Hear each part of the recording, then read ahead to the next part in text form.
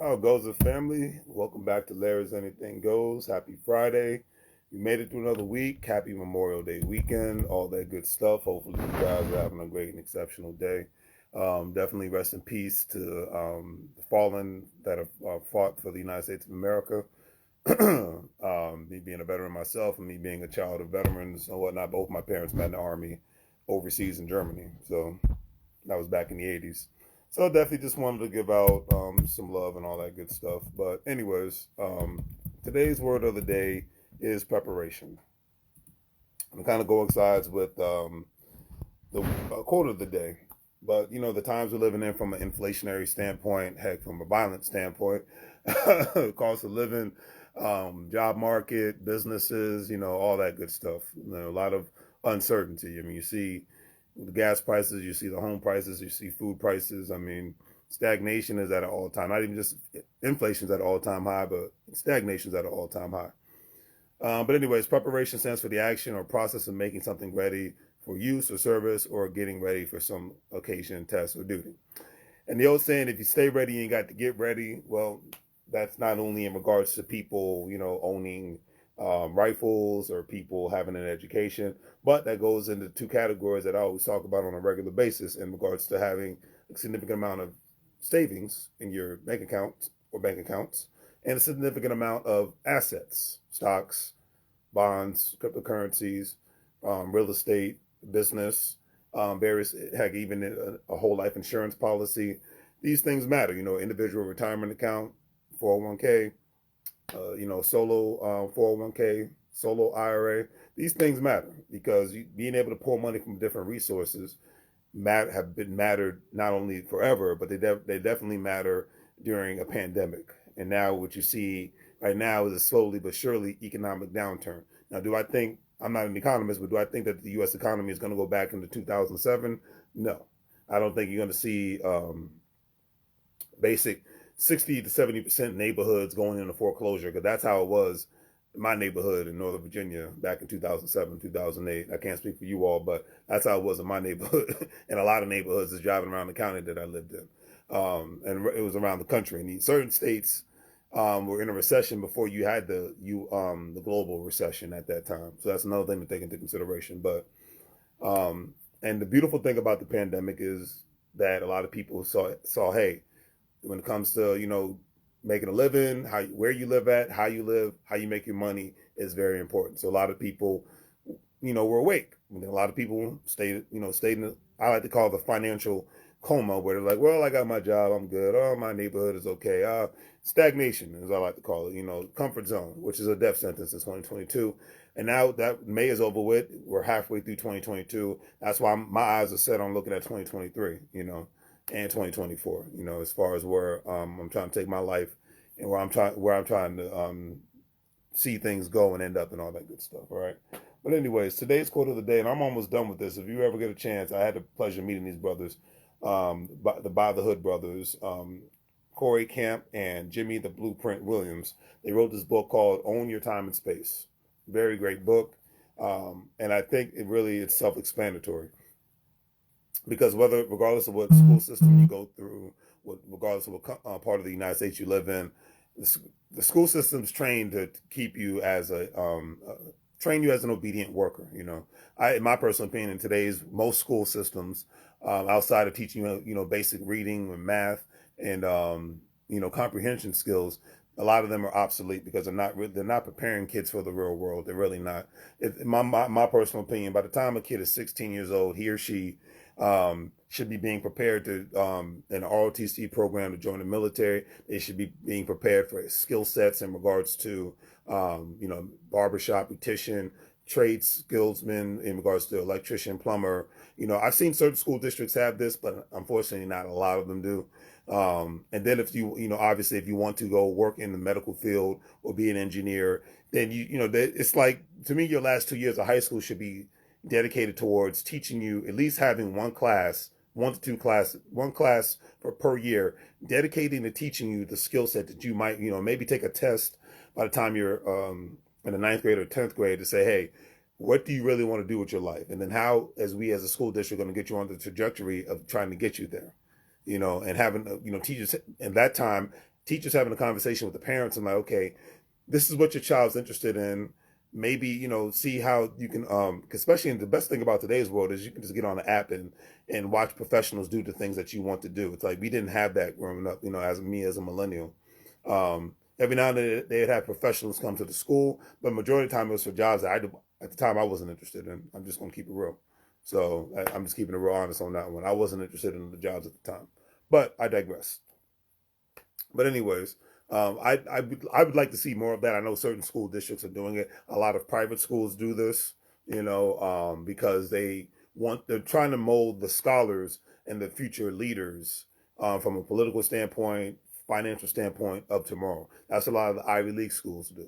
Unfortunately, like I said, a lot of other school systems are failing our children, and I'm going to say that because they're not, and a lot of parents are failing the children as well because they're not teaching the kids skill sets that's going to help them.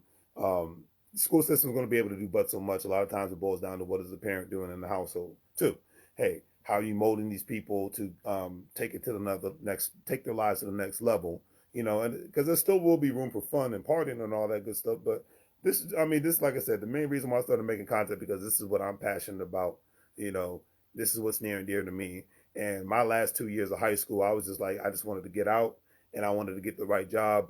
I started going to college later, but I was like, get out, get the right job, get some skill sets, join the military, all that good stuff. But get in a position to where I'm not, because I saw too many guys that were bums that came out of high school like me, or 2 years after high school, and they were just hanging out and doing nothing, or working basic minimum wage jobs and wasn't going anywhere. And then I saw the guys that was about their business, and I would always ask them, "Hey, how did you do it?" Because we didn't have YouTube back then. How did you do it? What's the steps? Who I need to contact? Back then you had to write your applications out. You weren't able to do it online like you can now. Like you can fill out a job application on your cell phone now. That's what I said.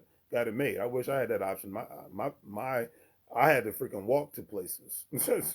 I had to go through hell to even get a. I remember I had to go through hell just to try to get a job interview with Pizza Hut like back then. So that's why I would say make money moves or live bro like a fool because these things matter. All right, but anyways, and you know me, I was going to do like 2 videos today, but I'm like, I'll just stay live on Instagram and go from there. So the quote from this book, Malcolm X, one of my favorite, not even civil rights leader, but men on the planet Earth, because he was a sensible person and he was just real about his convictions and he lived in his truth. He unfortunately was killed and died in his truth, but he lived in his truth. And if you're gonna, live for something that's a part of your truth and a part of your convictions, because we weren't put on this earth to impress every freaking body, Like the background you see, I got Las Vegas and whatnot. One thing I love about Las Vegas is number one, it's in the desert, it's surrounded by beautiful mountains and palm trees, so that's one of my favorite things. 2, the lights, the atmosphere, the international flavor where people from all over the world come to have a good time. But number 3, it's one of those places where regardless of what age you are free to be who you are for the most part without judgment. And there's not that many parts of the world one can go to nowadays, but and be able to be like that. So if you've never been to Vegas, definitely recommend you going there when you're in the mindset of I just want to have fun and not be judged and do me. That's the kind of city you go to. So Malcolm X says the future belongs to those who prepare for it today. So with that being said, it's very self-explanatory. It's very simple. It's very to the point. All right. But if you're in a position now where you're struggling, unfortunately because of the excessive gas prices, because of the cost of living and whatnot, you have to ask yourself, what are you doing with your time and space? And what are you trying to do to try to own your time and space? Are you working more hours? Or do you have a side hustle? Are you engaging with people who have these conversations? One thing I always give immigrants credit on, and I noticed this in my early 20s. And this is back when I was a janitor working 2 jobs. I was a janitor and I was working at Babies R Us part-time. And then I transitioned to work being a audiovisual technician, and then working as a security guard part-time. And then, from there, I just, I moved up in the ranks of office culture. But anyways, I remember seeing specifically the Hispanic community. They were all like, I remember one woman was worried about getting a job. And this is, like I said, this is back before everybody was doing everything on the internet. It was back in 2003, 4, or 5 time frame. So anyways, so I remember any other person, especially Spanish, that would come to the facility that I was working at, She would always talk to them, ask them about their company and their job. Did they have any openings? The conversation of money was always on, family, money, sometimes God, but family and money, and how to make economic moves, and how you can progress as a family and whatnot. I'm going to say this, with a lot of sincerity. The people that are going to make moves are not even just going to be the people that do all the studying and make all the podcasting, and the action is going to matter the most. All right, and the concept of family, and I'm really speaking to my African American brethren, the concept of family needs to change outside of being a good parent, because that's normal. Being a good spouse, that's normal. That's what you're supposed to do. But the concept of money needs to be talked about in regards to not bragging, but in regards to how the family is going to move forward as a unit, and how the family is going to move forward in regards to being able to make a money move, whether it's via owning massive amounts of real estate together, swallowing your pride and not trying to outdo each other, owning massive amounts of car fleets together. We got Turo and whatnot, owning whole life insurance policies on each other, so you're able to extract resources after, obviously putting money towards these specific things from a monthly and yearly basis. The equity. You build equity in a home, you build equity in a business, you build equity within a whole life insurance policy. That needs to be the new conversation of family. Like I say with my family a lot of times, I don't want to talk about money unless we're talking about how we're going to make something happen together as a collective, put pride aside and stop trying to outdo each other. Because that's the basic stuff, and that's the basic crabs in the barrel nonsense that's going to keep people down, especially African Americans in the United States of America, if not worldwide. I'm doing better than you, screw you, I'm going to get mine, instead of the uplifting each other, working with each other, and being able to go from there. The one beautiful thing that I liked about Atlanta, because I just got back on Sunday from Atlanta, Georgia.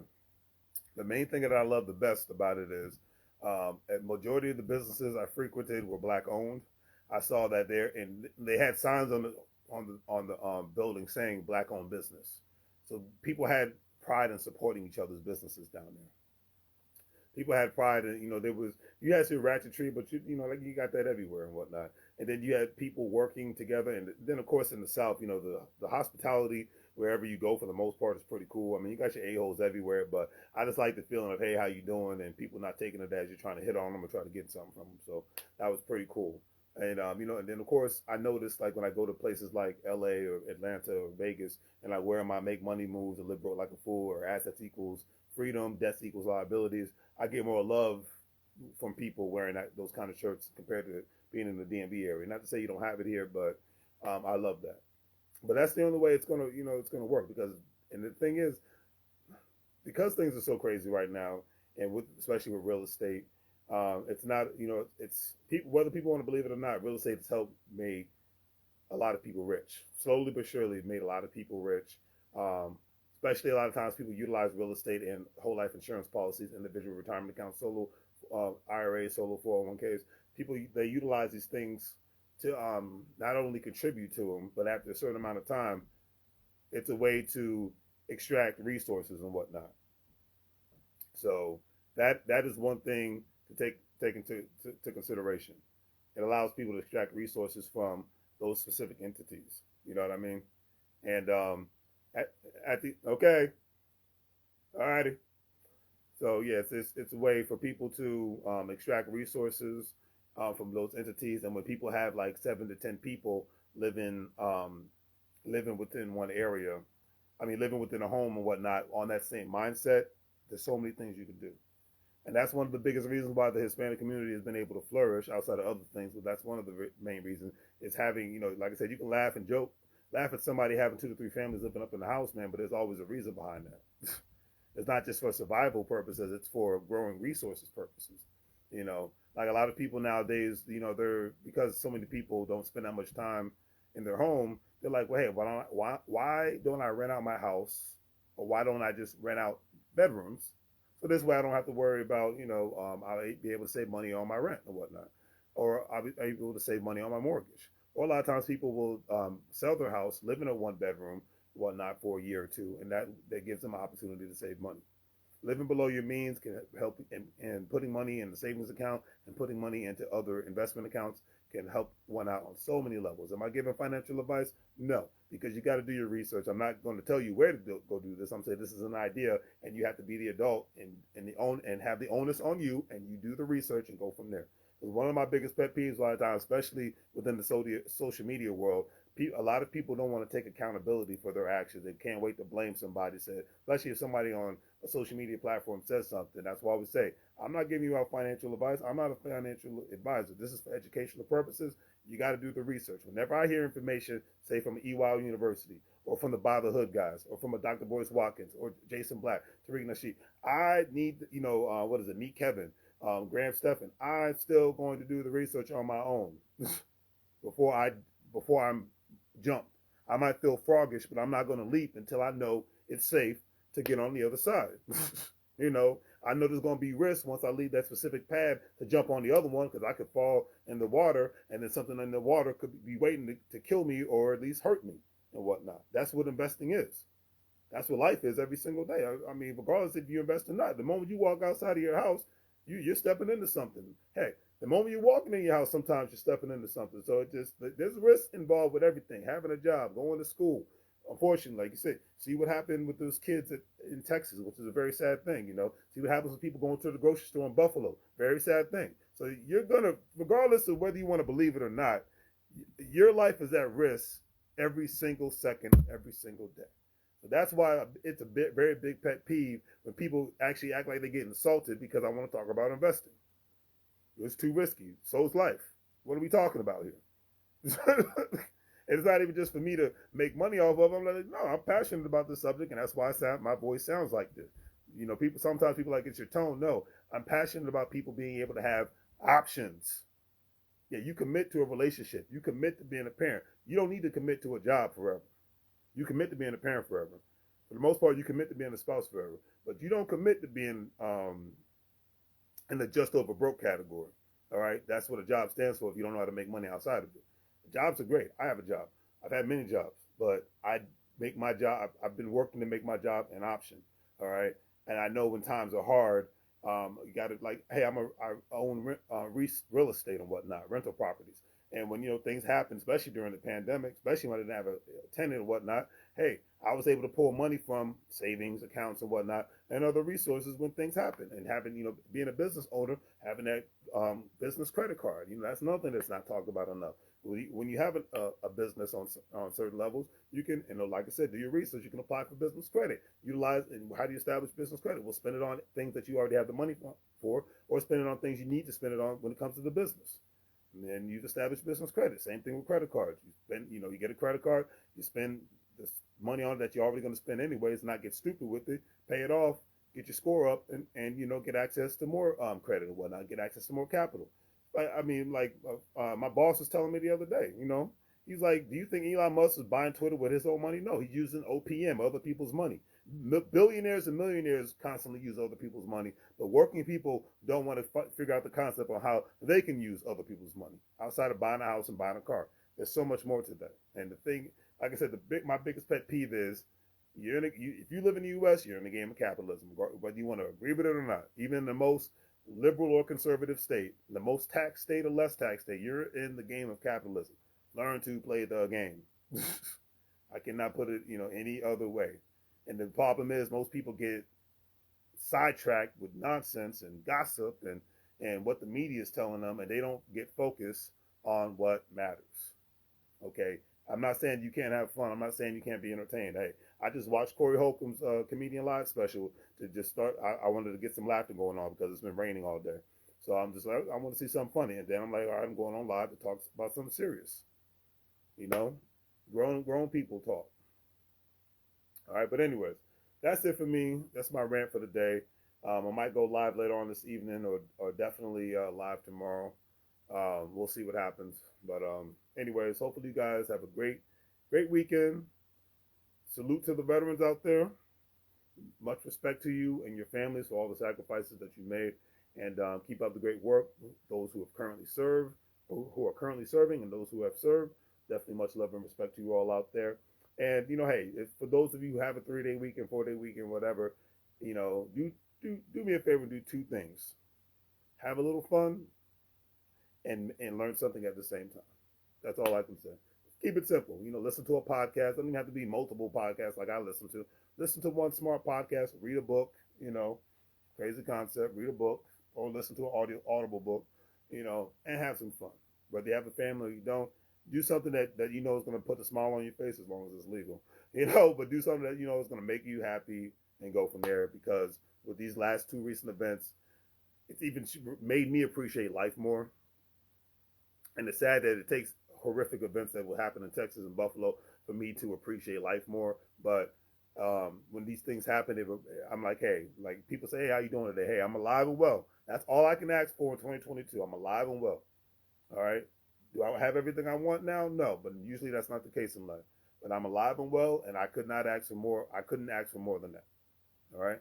So check out the online store. Support your local entrepreneurs. Thank you for those that made the orders on my Shopify store this week. Greatly appreciate it. Also, if you're a stock market investor, crypto investor, individual retirement account investor, bond investor, don't forget to sign up with WEBULL, Stash, Acorn, Crypto.com, Coinbase. With all those platforms, you'll be able to make money. Once you sign up, it shows it'll display how much money you can make from $5 to $20 with WEBULL. Get up to $1,000 worth of free stock. So hey, on that note, family, make money moves, or you're gonna live broke like a fool.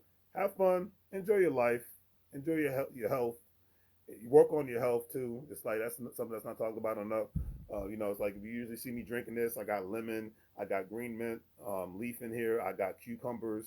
I'm trying to be as healthy as possible. Especially drinking this after having my morning coffee and whatnot, because I'm no good without my coffee. Hey, I'm trying to be more healthier. About to have my salad, cereal. Look into eating something healthy at least once to twice a day. Not saying you got to be a complete vegan or whatever. You have to be a complete health nut and whatnot. But get your water in. Get your veggies in. Get some fruit in you. It doesn't take. Even if you're not a big workout person. Walk on a treadmill. Do some walking around the neighborhood. Just get up and do something. That like your health is your wealth, family. Without health, it doesn't mean anything. So, all right. Take care. I'm out of here. And that's all she wrote. Have a great weekend.